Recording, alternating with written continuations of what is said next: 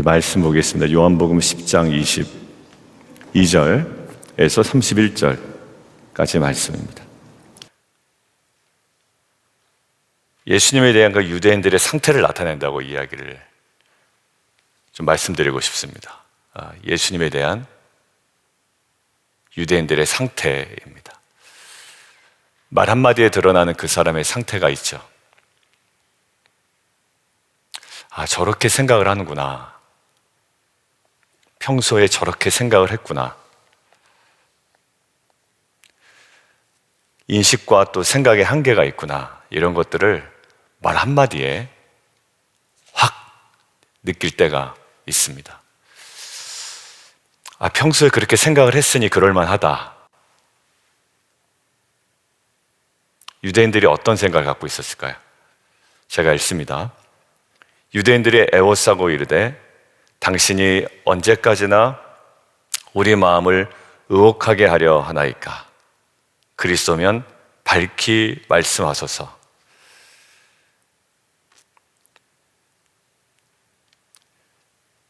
우리 마음을 왜 이렇게 헷갈리게 합니까? 우리 마음을 안정시키지 못합니까? 예수님에 대한 유대인들의 생각입니다. 정말 예수님이 유대인들의 마음을 의혹하게 하려 하셨을까라는 질문에서 오늘 본문을 함께 생각해 보면 좋겠습니다. 정말 예수님이 유대인들의 마음을 의혹하게 하려는 의도가 있었는지. 근데 25절에 이렇게 나와 있습니다. 예수께서 대답하시되 내가 너희에게 말하였으되 믿지 아니하는도다. 나는 그럴 의도가 있다 없다라고 말씀하지 아니하시고 그들의 상태가 문제임을 말씀하십니다.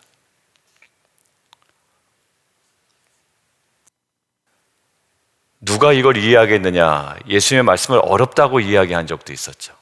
어렵다, 힘들다, 헷갈린다. 예수님이 미안하다, 내가 설명을 좀 잘못했다, 이런 식으로 말씀하시는 것이 아니고 내가 너희에게 말하였으되 믿지 아니하는도다. 근데 이 말에 저는 요한복음 9장 30절이 생각이 나더라고요. 한번 좀 앞에 찾아보겠습니다. 주일 본문인데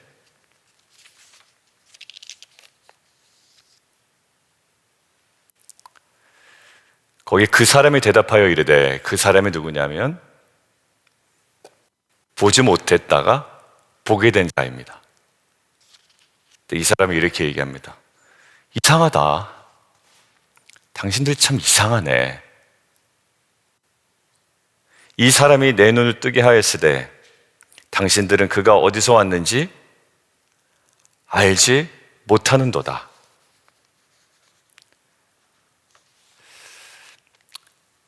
하나님 하신 일을 보면서도 믿지도 못하고 깨닫지도 못하네. 결국 하나님의 역사가 없어서가 아니라 하나님의 역사에 대한 믿음이 없기 때문입니다. 다시 한번 말씀드리면 하나님의 역사가 없어서가 아니라 하나님의 역사에 대한 믿음이 없어서입니다. 이게 한 번만 그런 것이 아니라 27절 한번 보실까요? 대답하되 내가 이미 일렀어도 듣지 아니하고 어찌하여 다시 듣고자 하니까. 이게 유대인들을 향한 예수님의 평가가 아닙니다. 그들을 향한 눈을 떠 다시 보게 된, 다시 보게 된이 아니죠. 원래 못 봤으니까 눈을 떠 보게 된 자의 이야기입니다. 어렵다, 힘들다. 여러분들 정말 그럴 수 있습니다. 정말 그럴 수 있는데 보편적으로 많은 사람들이 은혜 받고 감동되고 이것들은 생명이다라고 이야기하는데 지금 이들만 유독 어렵다, 언제까지 우리 마음을 의혹하게 하려 하느냐라고 이야기해요. 전적으로 뭐예요? 믿음의 문제라고 이야기합니다. 이미 일렀어도 듣지 아니하고 어찌하여 다시 듣고자 하니까. 앞으로 가볼까요? 15절입니다. 그 사람의 진흙을 내 눈에 바르매 내가 씻고 보나이다. 벌써 이야기했죠. 어떻게 보게 되느냐? 그 사람이 진흙을 내 눈에 바르매 내가 씻고 보나이다. 앞으로 가보겠습니다. 10절. 그들이 묻되 그러면 내 눈이 어떻게 떠졌느냐? 대답하되 예수라 하는 그 사람이 진흙을 이겨 내 눈에 바르고 나더러 실로암에 가서 씻으라 하기에 가서 씻었더니 보게 되었노라. 너무 많이 이야기했습니다. 그러니까 이 사람도 답답한 겁니다. 내가 한 번만 이야기한 것이 아니고 반복해서 이야기했는데 왜 이렇게 못 알아듣느냐고 보게 된 자가 지금 이들에게 이야기를 하고 있는 겁니다. 마음에 의심이 있는 한, 믿음이 없는 한 어떤 설명이나 증거도 사실 무용지물이 됩니다. 이것들을 묵상하는데 누가복음 16장이 생각이 났습니다. 누가복음 16장 14절에서 31절을 보면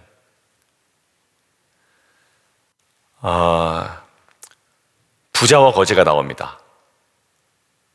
부자는 이 땅을 살 때 굉장히 호화롭게 살아가는데 나사로라 하는 거지가 있는데요, 대문 앞에 버려졌습니다. 그리고 부자의 상에서 떨어지는 것으로 겨우겨우 배를 채우며 살아갑니다. 그리고 심지어 개들이 와서 그 거지 나사로의 헌대를 핥더라라고 나와 있습니다. 너무 대비되는 모습이죠. 부자와 거지 나사로.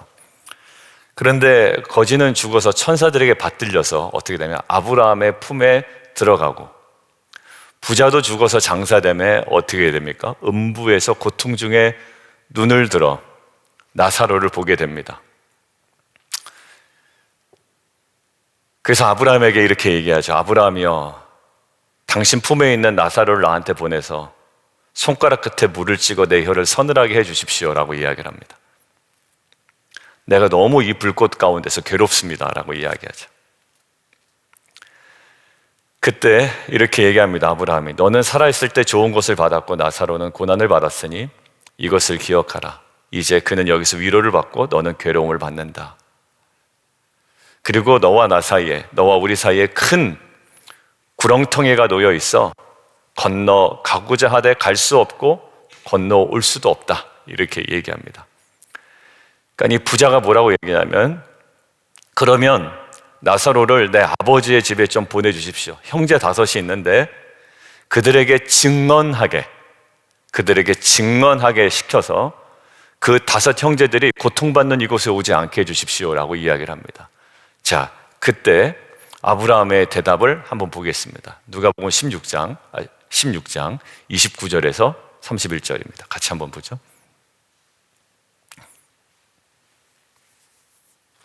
누가복음 16장 29절에서 31절입니다. 같이 한번 읽습니다. 이르되 그렇지 않아이다. 아버지 아브라함이여, 만일 죽은 자에게서 그들에게 가는 자가 있으면 회개하리이다.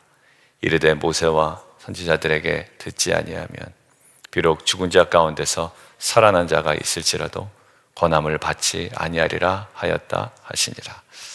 이 장면이 생각이 났습니다. 죽은 나사로를 살려서 아무리 보낸들 그들이 어떻게 된다? 믿지 아니한다. 제가 조금 전에 이야기한 것처럼 마음에 의심이 있는 한 어떤 설명이나 증거도 무용지물입니다.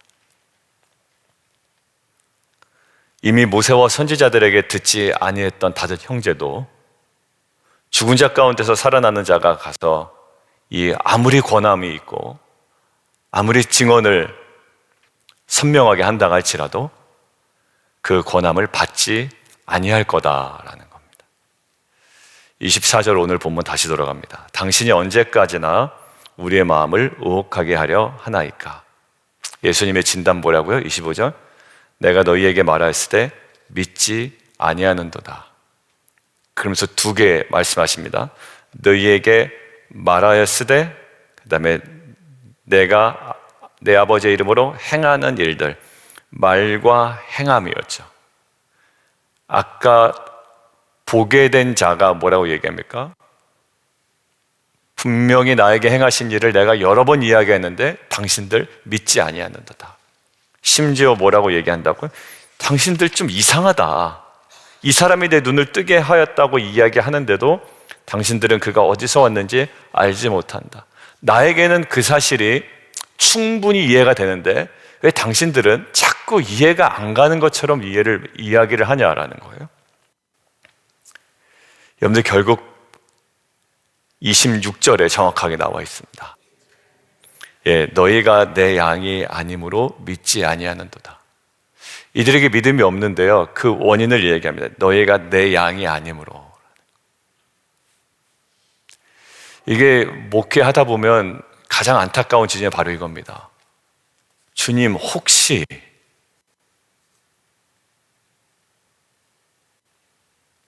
그 너무 비극입니다라는 거예요.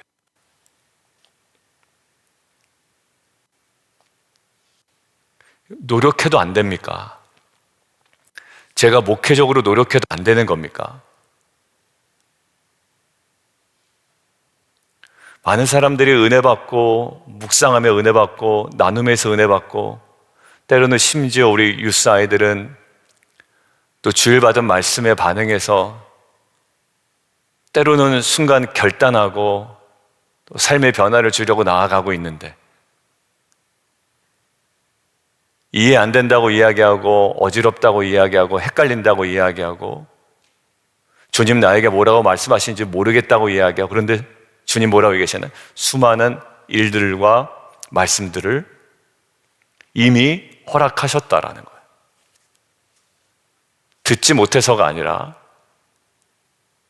믿지 못하는 그 불신앙이잖아요. 근데 불신앙의 뿌리 깊은 것이 뭐냐면, 안타까운 게 너희가 내 양이 아니다. 여러분들, 거꾸로 얘기하면 우리의 믿음은 우리가 그 선한 목자의 양이기 때문에 우리에게 허락된 은혜인 줄 믿습니다. 여러분들, 참 목자와 그의 양의 그 관계 속에 두 가지가 있는데요, 배척과 영접, 그리고 배척과 수용이 있습니다. 이해와 몰이해는 아닙니다. 사실 구원의 신비를 이해한다고 우리가 이해되어지고, 이해된다고 우리에게 기쁨이 있고 이러진 않습니다. 이것이 믿어지냐라는 거예요. 내게 수용되느냐라는 겁니다. 그리고 내가 그 주님을 온전히 영접하느냐라는 문제입니다. 여러분들, 내 양이 아니므로 믿지 아니하죠? 그러면 내 양들은 어떨까요? 27절 함께 읽겠습니다. 27절 시작. 내 양은 내 음성을 들으며 나는 그들을 알며 그들은 나를 따르느니라. 믿음이 있는 사람은 이것들에 대한 이해, 나는 이해하기 위하여 믿는다, 그게 맞는 것 같아요. 이해돼서 믿는 것이 아니라 이해하기 위하여 믿는 게 맞습니다. 근데 우리가 이해하기 위하여 믿는 정도가 아니라 나의 양, 내 양이라고 칭함받는 자로서의 실제 모습은 뭐냐면, 믿음으로 그 말을 이해하는 정도가 아니라 음성을 듣고, 그리고 나는 그들을 알며, 계속 상호작용이죠. 양은 듣고, 그리고 나는 알고, 그리고 또 그들은 나를 따르느니라. 우리 어제 사역자들하고 말씀을 나누는데, 정말 저는 양입니다 라는 고백을 먼저 하더라고요. 그 고백은 뭐냐면, 주님, 수많은 소리가 내게 들려옵니다. 그러니까 제가 제 임지의 일기 썼던 거 어제 말씀 드렸는데, 수많은 이야기가 제게 들려옵니다. 근데 저는 양입니다. 주님의 음성을 들어야 됩니다. 그리고 그 음성을 분별해야 됩니다. 그러면서 그 자녀와의 관계 속에, 또 주변 사람의 관계 속에 아, 내가 지금 흔들리는구나라는 것을 깨닫게 된 겁니다. 겉으로 여유 있는 거 상관없습니다. 내가 지금 흔들리는구나라고 생각을 했습니다. 그리고 그때 주님의 음성 앞으로 나아갑니다. 듣습니다. 근데 주님은 우리를 아신다고 했잖아요. By name, 이름을 우리에게 부르신다고 그랬잖아요. 근데 참 신기하죠. 우리가 정말 집중하여 들을 때 하나님이 나를 어떻게 바라고 계신지 하나님의 시선이 내게 느껴지는 겁니다. 아, 하나님이 나를 이렇게 아는구나. 이 정도로 나를 아시는구나. 이 마음의 깊숙한 저 심연 속에 있는 나의 생각과 불안까지도 아시는구나. 어떻게 돼요? 그 사랑에 대한 신뢰로 오늘 이야기처럼 따르게 되는 겁니다. 그 길을. 단순히 믿음 있는 자가 예수님의 말씀이 이해되는 정도가 아니라 이제는 듣고 주님이 나를 아시는 그 느낌과 그 사랑의 바탕 위에 전적인 순종, 따르는 자의 모습으로 나아가는 거죠. 여러분들, 유대인과 전혀 다르죠. 아, 왜 헷갈리게 해? 어려워.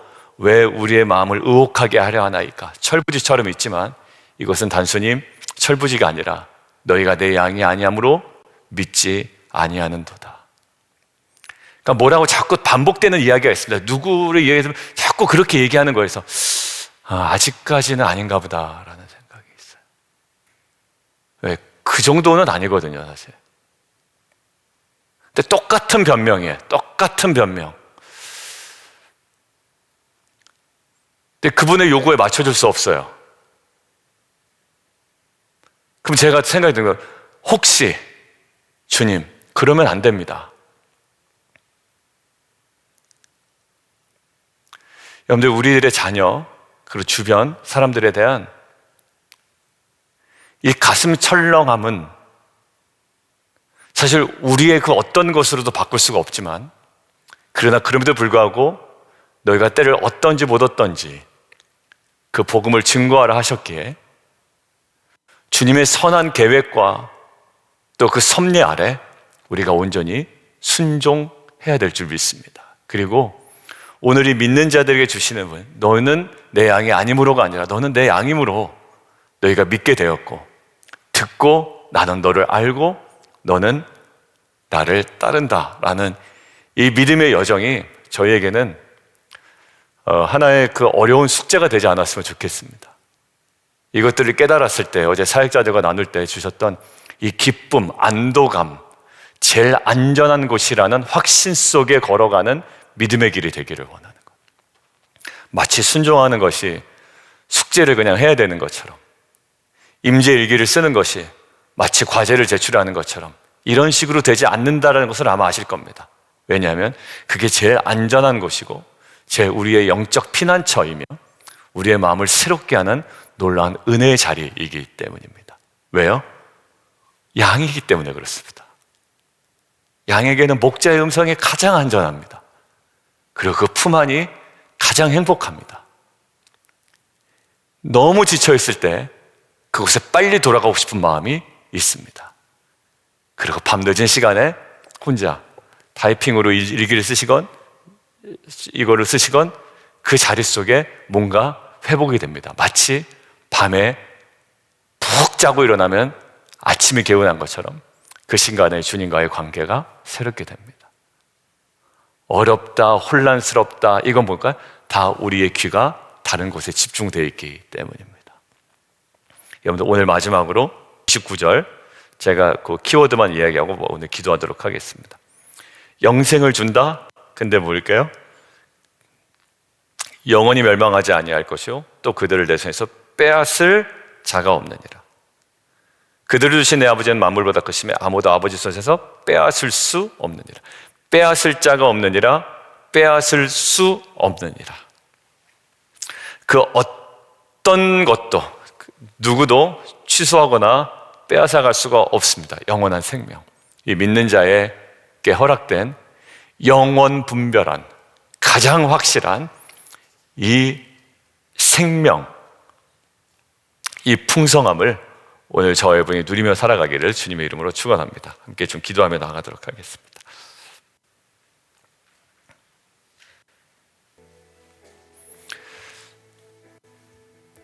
월요일 본문 기억나시죠? 맹인이었다가 보게 된 자가 오히려 자신의 증언 때문에, 월요일에 말씀드린 자신의 증언 때문에 어려움에 당합니다. 그때 어제도 이제 사역자들과 이야기를 나누면서 주님이 다가오셨다라는 거예요. 그에게 너무 곤란한 상황이잖아요. 그에게 다가오셨다, 다시 찾아오셨다. 그래서 뭐라고 이야기하시냐면 이제 그를 위로하시겠죠. 근데 그 위로의 내용이 믿느냐였습니다. 믿느냐. 너희가 인자를 믿느냐? 누군지 모르지만 나는 믿겠습니다. 바로 내가 그다. 우리를 그 불안에서 새롭게 하고 또 궁극적인 위로를 주시는 주님의 첫 번째 질문이 뭐였냐면 믿느냐라는 거였어요. 오늘 유대인들의 문제는 뭘까요? 예수님이 어렵게 설명해서가 아닙니다. 내가 너희에게 말하였을 때 믿지 아니하는도다. 우리가 이 시간 이렇게 기도해요.